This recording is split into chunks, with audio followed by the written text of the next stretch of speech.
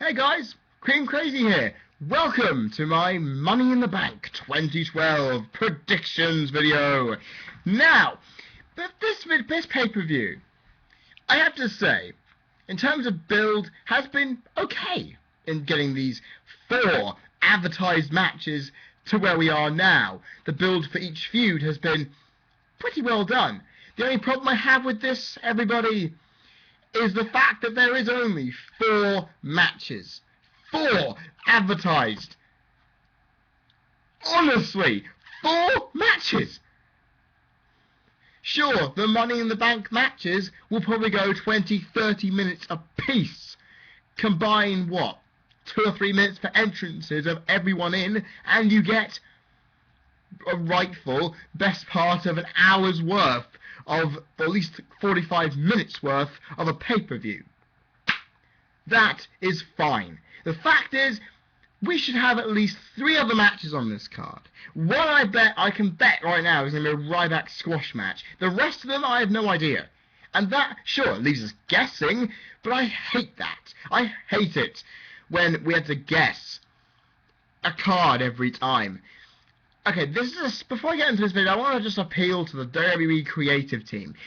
The one way to get your audience watching, and a way of actually getting people to give a shit, is you've got to book everything on a pay-per-view card. This is why you should not just focus on a couple of feuds on Raw and SmackDown every single week. You have to build more than just the main event match, a mid-card match, or the match in between those where it's just a feud with no title attached. You have to build everything. You've got to build tag titles, women's titles, undercard matches with feuds. They used to have to do that on the brand exclusive shows. Sure, they were shit at the same time, but at least the pay-per-view had meaning. Okay, it's annoying having to see that we only get at least a quarter of the card advertised, because you expect us to pay for the pay-per-view.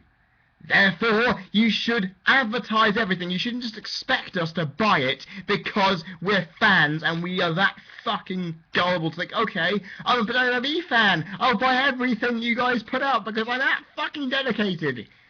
That was 9 years ago that I was in that kind of mood for WWE. I'm not in that kind of mood anymore. I have to have the card look interesting to make me give a shit. And a lot of people will agree. And on the quality of last week's Raw, I can sense this will not get a good buy rate. Wonder who's to blame for that? Huh? Right, 3 minutes in, let's go on to the predictions. That's what you're here for. In fact, actually, just to make sure you guys understand that rant was totally planned, I'm sticking it in the title so you don't click the X button before anything happens. 4 matches on this card. Let's go on with the first one, shall we? First off, we have Tyson Kidd. Well, yes, Tyson Kidd.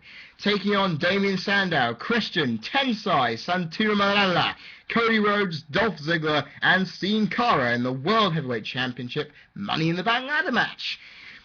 Now, as this has 4 more competitors than the WWE Championships edition of the Money in the Bank ladder match this year, there are more variables to take into account than the other one. Because there's a lot of things. Every year I look into a Money in the Bank match. I always do a process of elimination. Who can win, who won't win, etc., etc., based on what they've done, I'd say, in the last year, or when they've at least done something important. Damien Sandow has only recently come into WWE's programming in the last couple of months. He has built himself up a rough demeanour, but while his chances of winning are very slim, it would still be spectacular to see him get that leap. But then again, I can see a lot of people saying he wouldn't deserve it. Right? I definitely could see that. Tensai is unpopular, and I can see the WWE fans hating on him winning, and I'm hoping that WWE see that as well. Because while Albert, A-Train, Matt Bloom, Giant Bernard, who this guy is a fantastic wrestler, the gimmick limits him so much that you honestly don't see how great he is. An agile super heavyweight, you don't see that a lot often. So I advise the gimmick, while it just needs some tweaking for me to give a shit about the guy. I feel the WWE fans, if he wins, then he gets the push that WWE wants. The fans will rip them to shreds for it. How much do you want to bet that's going to happen? Eh? How much do you want to bet that's going to happen? Sin Cara, while still popular and a little better in the ring than he was before, he still has a lot of nervousness in the ring, and I find that really... He doesn't botch as much as he used to, but the fact is he is still nervous. When you see him in the ring, even against guys his own size, you can tell he is anxious in his movements and his timing and pacing of matches. You can tell. So he's obviously not going to win it. That won't stop him, though, from probably doing some high-risk, crazy shit, will it? I mean, it'll be fun as hell to see what he can do. I mean, last year he got bloody high cross through a ladder. I'd love to see him do something a bit better. But you know what? We could see that this year. Oh, where am I? I've lost my place on a predictions vid. Lol. I can't believe I've just done that. I can't believe I just said lol in a legitimate sentence on a video. Oh, I've done it before. Tyson Kidd, while popular, and in the last couple of months getting a sizable yet watered down push, his chances for winning actually seem a lot brighter than it looks for this guy. Because in my opinion, he'll have a good chance. Because I can't believe he's actually been pushed a bit recently. He beat Tensai on television. Anyway, I just feel that Tensai will obviously beat the shit out of him and stop him from winning. And I then feel Tensai will probably beat Morella. And I'm saying Morella because Christian is the legitimate guy. I don't know who he'd beat, Morella or Christian, to win a mid-card title. And I feel, because Tyson Kidd is that good, WWE understand he's getting a little bit more popular recently, they would see, okay, we'll let you beat Tensai at SummerSlam to end this feud and give you a mid-card title that, to be honest, you've been deserving. I would love to see that. I think everybody would want to see Tyson Kidd with a mid-card championship. It would be fun. I think, and it's honestly, if you don't want to see that, well, wrestling doesn't interest you in that case.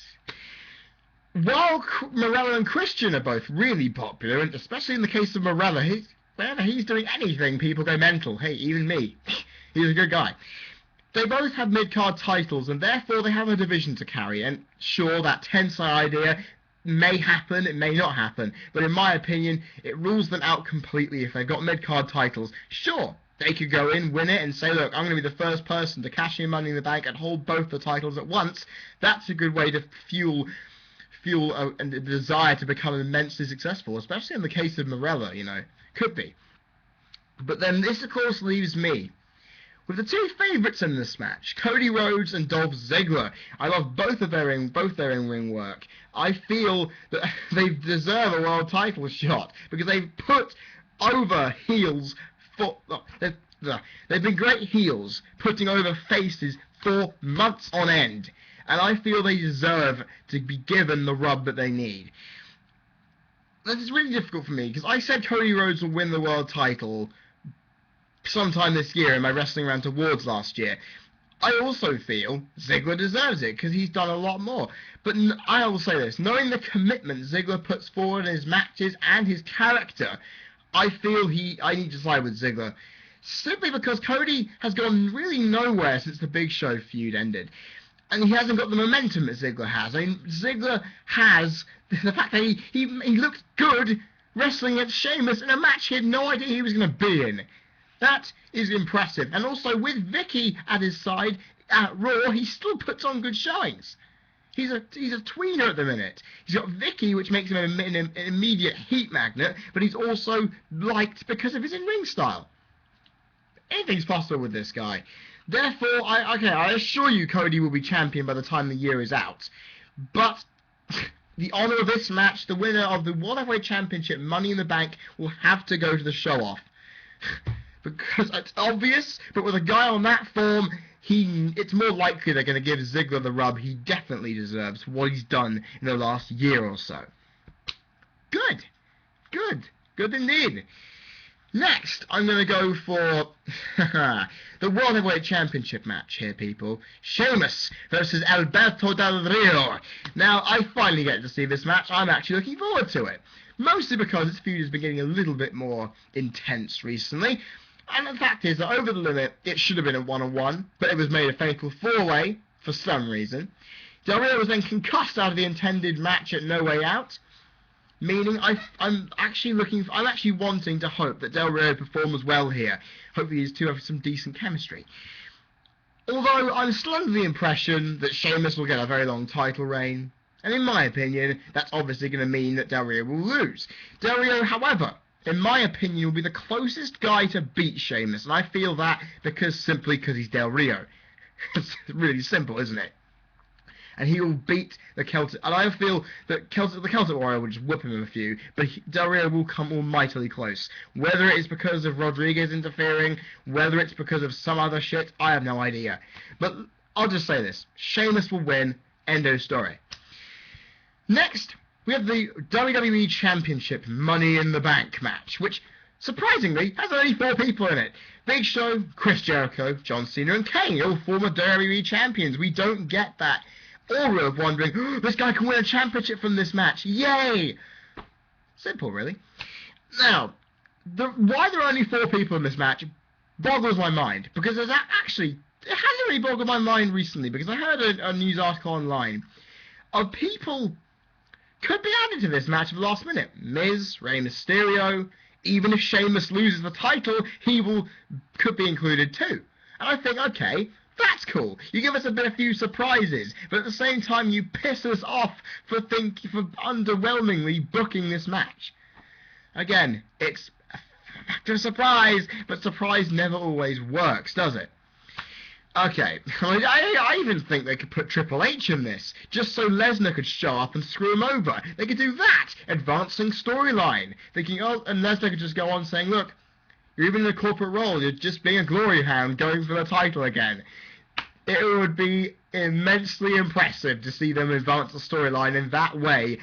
Actually, no, they could even have Heyman screwing Triple H, knowing the schedule Lesnar's under. It would work out. Actually, I'd even say this, even Orton was, I bet, going to be in this match, but he got suspended, so it ain't going to happen. Right. Process of elimination, narrowing it down to Y2J and Cena, because I have definite confidence that Show and Kane are not going to win this. Although, if they're going to give Show one more rub with the championship, they probably will go for it. Will they go under the predictable route and go with Cena, to the chagrin of many, many people, including myself? Even though I respect the man, you know why I wouldn't want him as champion again. Or will they surprise us and have Y2J winning, knowing he'll probably lose the cash-in? Because of Fozzy. Because of that factor of Fozzy's tour schedule after SummerSlam. He will not win in that case, you may be saying. However, think about it. I had this little brainwave when I was writing this up for my prediction. Because the fact is, Jericho isn't going to be here between SummerSlam and probably September, October time. Probably October more likely. So he'll probably return at Hell in a Cell more likely than anything. But just because he's in the WWE does not mean he can't hold on to that briefcase. He could win the match and keep the briefcase while on tour. He could keep the briefcase on tour. Why did I not think about that? He can't be the first person to lose if he's holding on to it throughout the tour. He could just flaunt it about saying, yeah, I'm Mr. Money in the Bank. I'm the king of this shit. I am Chris Jericho, the best in the world at what I do. I mean money. Here's the briefcase to prove it. A fun little thing for the WWE fans who turn up to his shows. It would be pretty good, wouldn't it? If I was a betting man, because it's predictable, I'd go with Cena. However, WWE likes to do this. They like to look at the predictable option. Occasionally, I will say. They like to go for the predictable option and just completely throw us a curveball. So to do that, knowing the different avenues this result could give, I'll go with Jericho. Usually I wouldn't go I usually wouldn't go with someone who isn't Cena in a match, but then again, I'm trying to be interesting, just so you guys think, oh, he's not being obvious. And the other matches I've been blankly obvious, so this should be quite fun. And then, finally, by God, finally, we get to the feud. The feud, which again has more TV time and more compelling stuff than you could possibly believe. It is CM Punk defending the WWE Championship against Daniel Bryan, two of the best wrestlers in the world, again facing off for the WWE Championship. But we all know this isn't for the WWE Championship at all, if you've been watching Raw. This is more about AJ Lee as a special guest referee. How the hell I managed to make that rhyme? Awesome. I had to say is again the most compelling feud on WWE television because a lot of us actually give a shit. Simple as. AJ is now the main attraction, and that is a bad thing to a lot of people, but honestly, what are you going to be more interested in? Okay, the belt has history, then again, it is just a belt. AJ, eye candy. AJ, personality on a stick. I'd much prefer to be going after AJ than the WWE Championship, if you know what I mean. Then again, it's the only diva that's actually given me interest in any form in the last couple of years.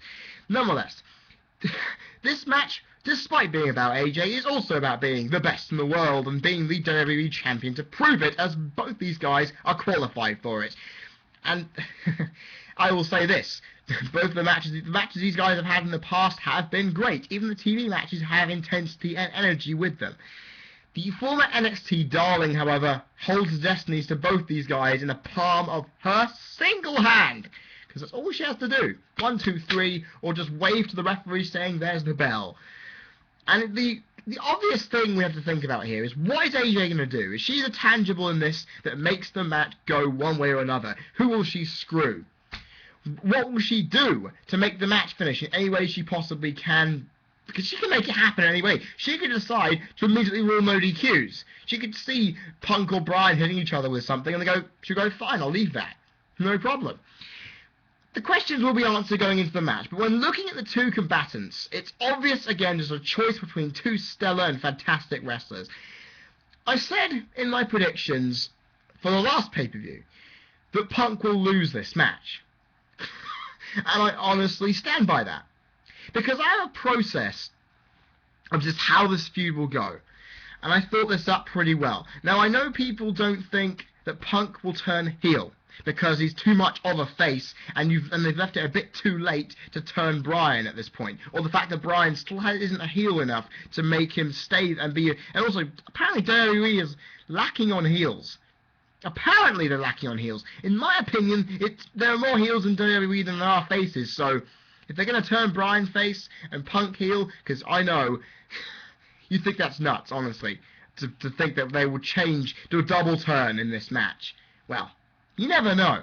This is my opinion anyway. Bryan is helped by AJ to win the WWE Championship.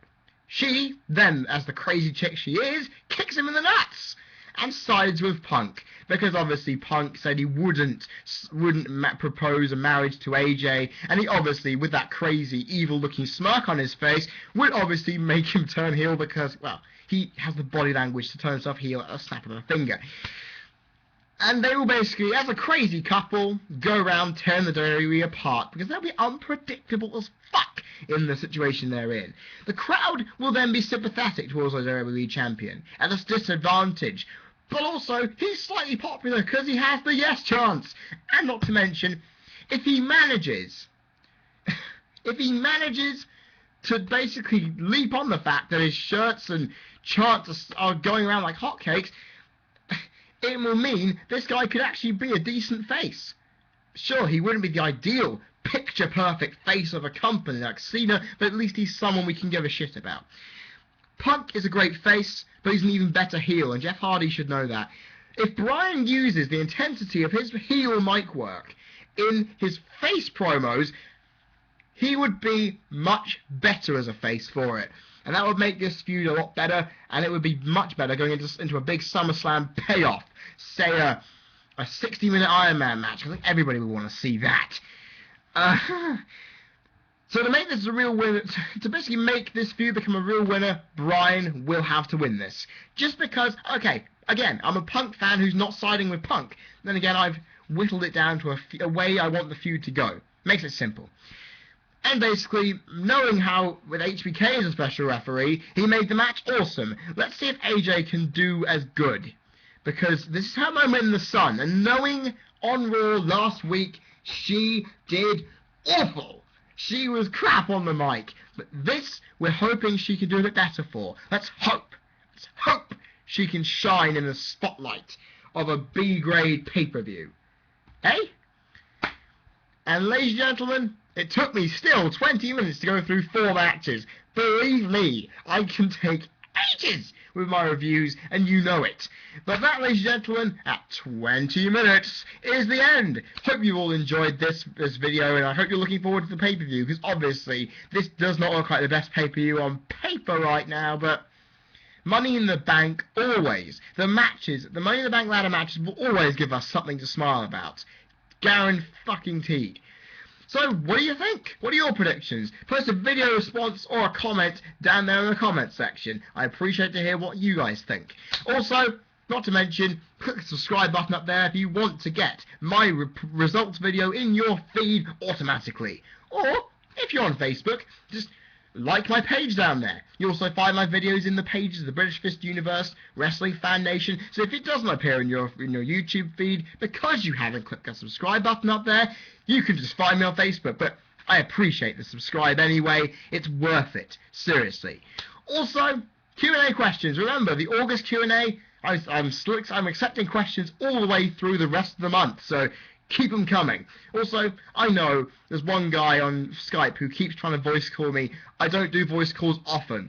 So, remember, add me on Skype anyway. Because you can still instant message me and we can talk. In fact, I hope you're going to be there, Mike Orman.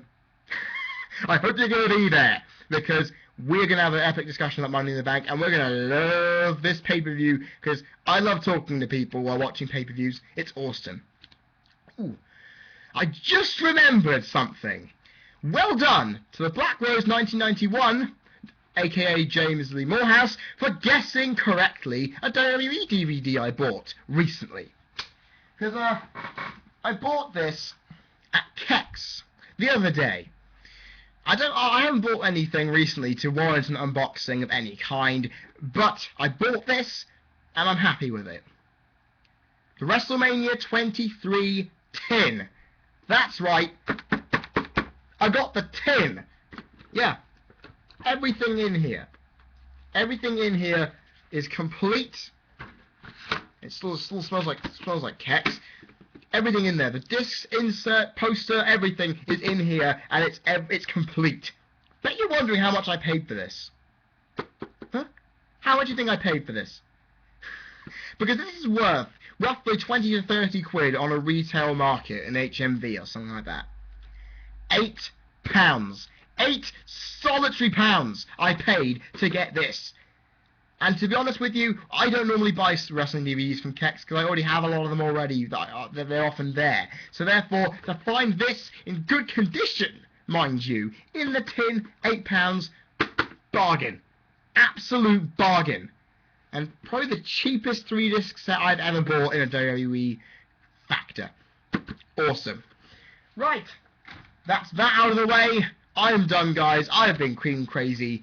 You've been people watching. This has been my Money in the Bank predictions, combined with a WWE marketing rant and a small unboxing. Wow, you guys are being spoiled today.